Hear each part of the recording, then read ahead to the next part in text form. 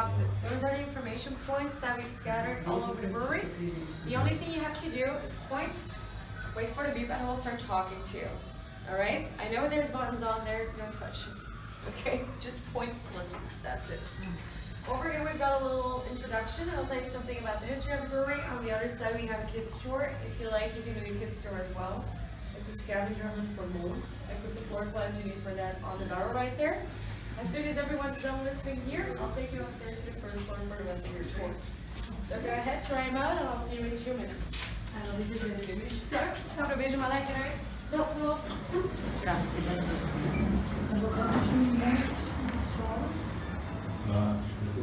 Ja, hij gaat het nog niet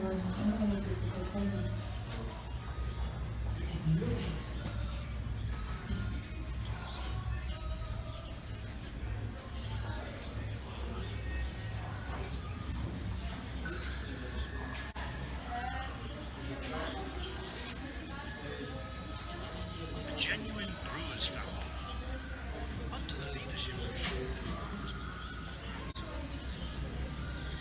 hosted 3 breweries in the centre of Bruges, created the famous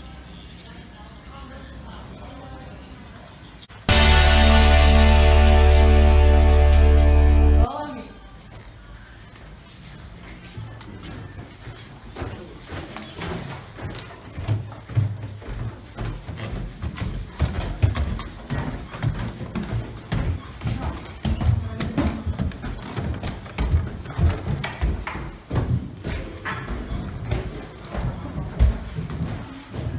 Just mind your step, be careful.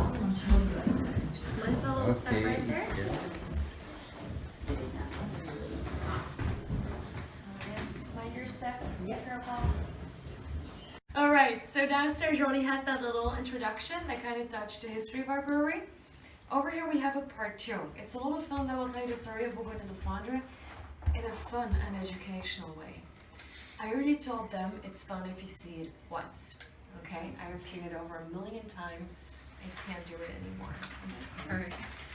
Whenever this film is done, that door will open again automatically. You go straight ahead, just scanning the information points you find along the way. Upstairs on the 2nd floor, you'll meet our brewer. His name is Hans. Should you have any questions, if you need some additional information, go crazy. He's a genuine nice guy, knows everything about brewing and beer, loves to talk to people. So take your time. So whenever you're done with the tour, you can present your tokens at the bar. They will serve the Bourgogne Des Flandres. If you already had your beer before the tour, feel free to have another one. Just don't forget to return your audio guides once you leave, okay? They will start beeping if you're too far away. Alrighty? So enjoy your tour, take your time, be at ease, and I'll see you later. Jullie ook. Ja, veel plezier, op je gemakkie. Ja. En dan zie ik jullie later. Ja. Goed. We gaan weer naar Italiaans kiezen. Zo. Bye bye. Bye. You can film.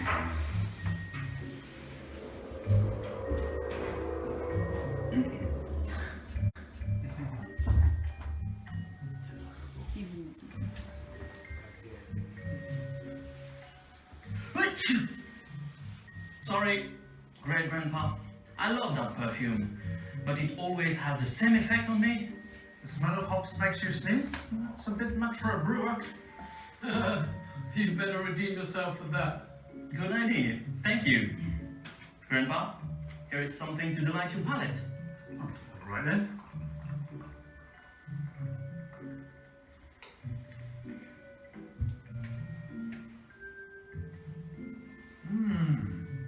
This beer is delicious. What is it? It's Bourgogne Des Flandres. Where does this little marvel come from? Right here in Bruges. That's right. And it was I who invented it more than 100 years ago. And just not anywhere, by the way. I did it at Den Os. At Den Os, in my brewery. Yes. Yes, the brewery that you created in 1825, in the heart of the city. And Jan, you were born here. And in those days, a brewer had to live in the brewery day and night. That's true. But we reap the rewards. Did you know that in my time, Bourgogne Des Flandres was so successful that we produced it in 2 Bruges breweries? please. What great descendants I have. Generations of brewers. Sadly though, our breweries had to gradually close over the course of the 20th century. Yes, but we were still able to brew, albeit not in Bruges. But you brought it back here. Yes, we are now brewing in the heart of Bruges, the Venice of the North. And I'm certainly very proud of that. Bon voyage into the universe of Bourgogne Des Flandres.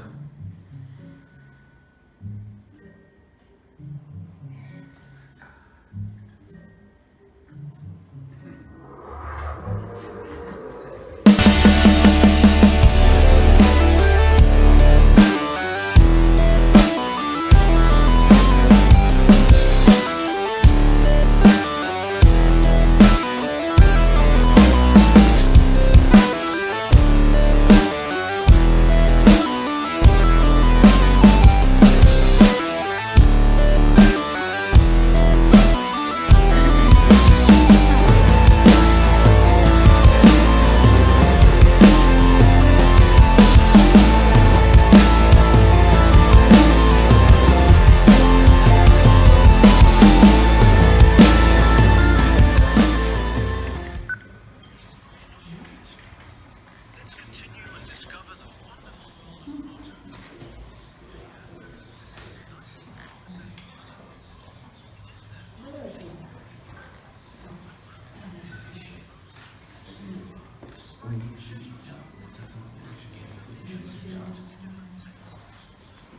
Discover artifacts while walking over our cylindrical bodies.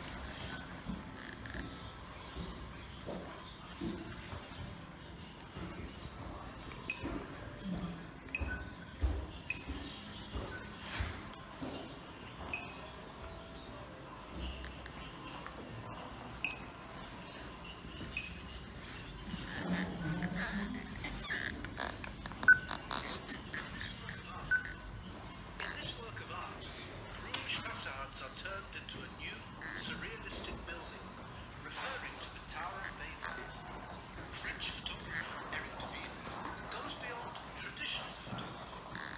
He does not wait for the right light in a framed image, but creates the ideal scenario by manipulating it. So just to be clear, this building does not exist. Là, là.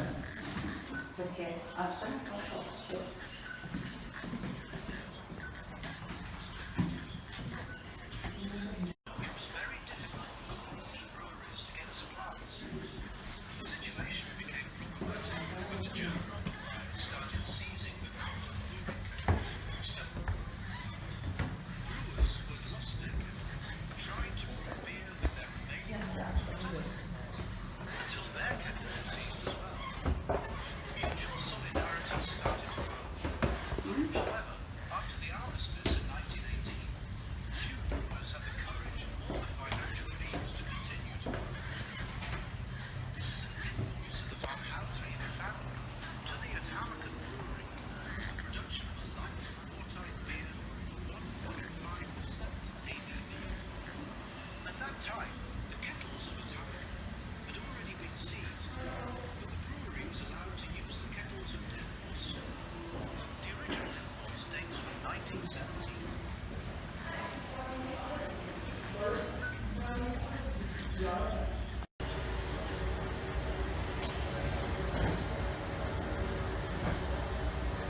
To be the master brewer here in the sanctuary of Bourgogne Des Flandres. Before you get the chance to enjoy this delicious coffee, you will discover how we make it again today according to tradition. Bourgogne Des Flandres is an exceptional beer because it's a result of a combination of a dark, top fermented beer and a selection of the best lambics. You haven't heard of lambic? It's a beer made of malted barley, wheat, and 2 5-year-old hops. It can only be brewed in Brussels region. Our lambic comes from Timmermans, the oldest lambic brewery in the world, where you can find unique bacteria and wild yeast. Thanks to these ingredients, lambic cooled in oven ferments spontaneously without heat for any yeast. So here we brew dark beer and blend it with beer. Then this mixture will mature and be used to create a complex taste like no other. Bourgogne Des Flandres. In the next room, in the heart of the brewery, you will discover how Bourgogne Des Flandres is brewed. Take your time to soak up the atmosphere, the sounds, the smells, and observe the work in a brewery. Enjoy your discovery. Brewing a different kind of beer. I'm brewing a blonde beer, the Blonde Osk. It's now in the phase of boiling. I will explain that a little bit later. But every morning starts pretty much the same. I take the grains, which are over there, and I put them in the mill over here. We are going to crush them. We're not trying to make flour, but we're trying to break up the grains so that we have the peel intact and the inside is a little bit broken.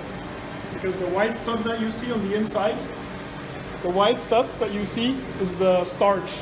And the starches is actually a very long chain of sugar that you want to break up in smaller sugars.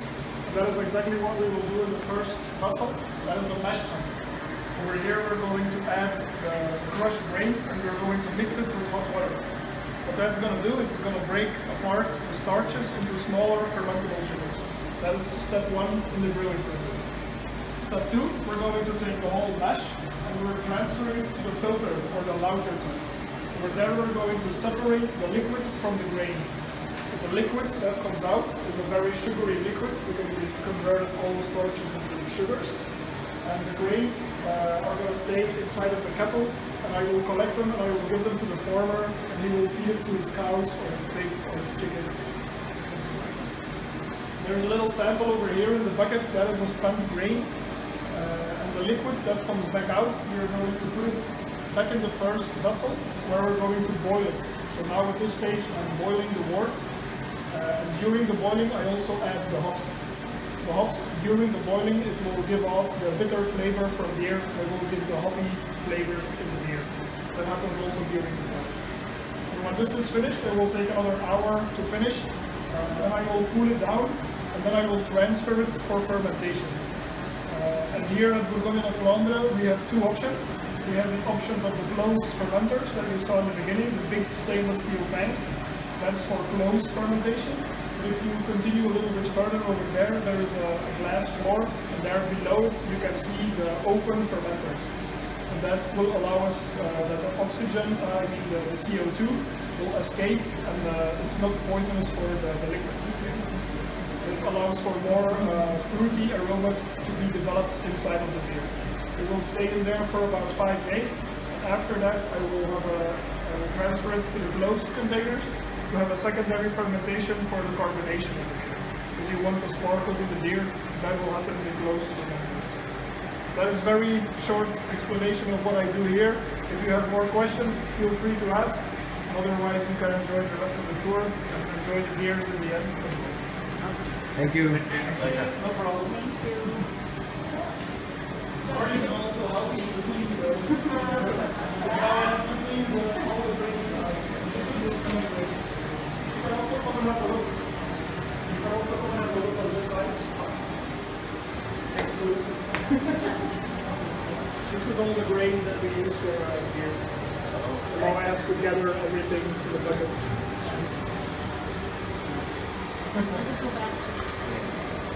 It's cleaning time. Sorry, how does the carbonation happen?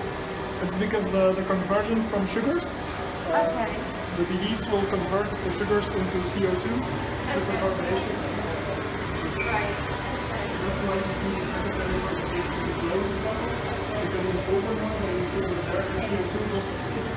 But it allows for a lot of fruitier aroma. That's why we have two phases. Cooling. No problem. Thank you, man. No problem. Enjoy. Thank you.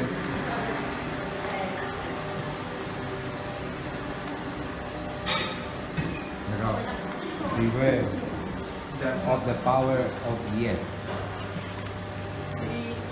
What's the white? Yes. And It looks like a very, very big dried fish water. Ikaw. Yeah. Very right one. Ang tanong ko niya.